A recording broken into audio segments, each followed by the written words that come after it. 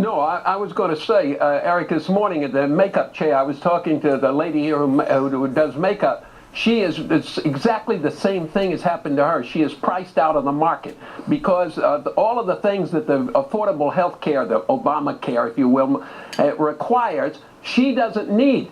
And she's required to pay for that for somebody else. She's 30 years old. It's going to dox her income for about 20% by the time she's through. It's outrageous what this has done. And Jonathan is right when they say this is a coercive act. It should be dismantled and they should start all over. They didn't know what they were doing. 28 pages of garbage, and they hadn't the vaguest idea what was going to happen.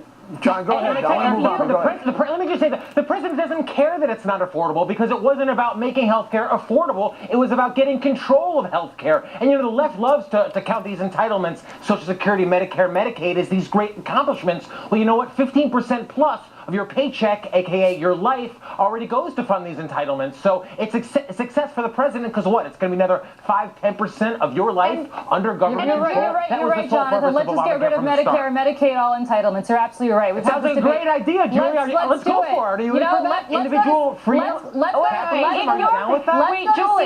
go to seniors and tell them they can roll around in the gutter because they can't afford health care because you want to. Guys, we're getting off topic here. Let's stay on affordable health care, whether it's affordable or not.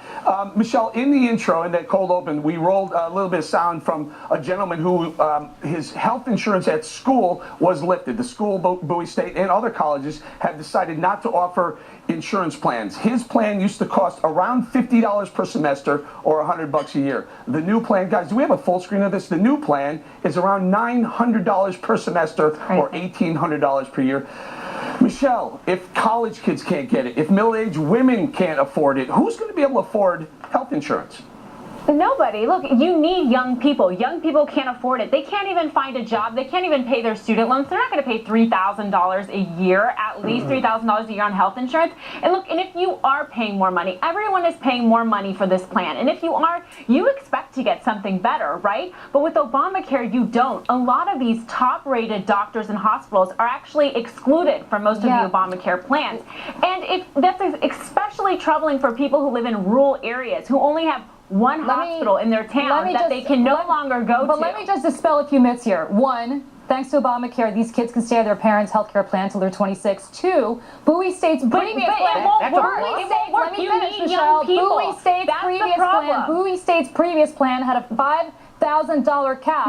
One keg party later, you get your stomach pumped. You've already exceeded it. These guys can go in the exchanges. You need young people. You're right, Michelle. And you're telling me that now young people can stay on their parents' insurance. So these kids can go in the exchanges, get subsidized because they sure as hell can't afford to pay full freight, get the subsidies that Obamacare promises them, and not deal with these lifetime caps that they're going to have to deal with. Go ahead, John. Get the subsidies just like this woman who the president trotted out as having such success. She didn't get the subsidies. That's the left whole thing. They make all these promises, and then when it doesn't work out, they say, too bad. You're just a cog in the wheel, all for the greater good. I'm sorry, but this woman was making $50,000 a year. You find me a college kid is making $50,000 a year, I'm not too worried about his affordability. Let's do this also. Wayne, this week we found out, this week we found out that the Obama administration has decided to delay one portion of the mandate until after the 2014 election.